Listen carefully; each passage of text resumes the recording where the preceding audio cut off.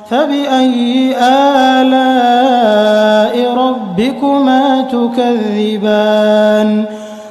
बिस्मिल्लाहिर्रहमानिर्रहीम। अस्सलाम वालेकुम गाइस, आप देख रहे हैं नियाजी फूड चैनल। तो आज हम बनाएंगे अंडों का कीमा। तो अंडे हमने ले लिए हैं 4, इसको हमने बॉईल कर लिया है।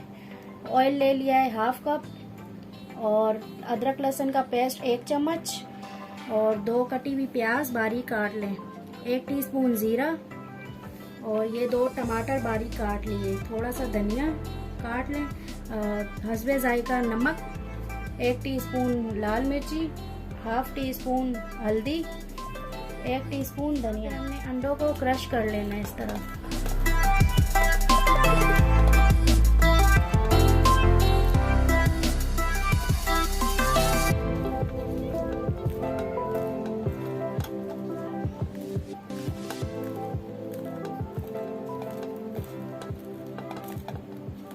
ये सारे अंडे हमने क्रश कर लेने इस तरह से, इस तरह से चारों अंडों को हमने क्रश कर लेना।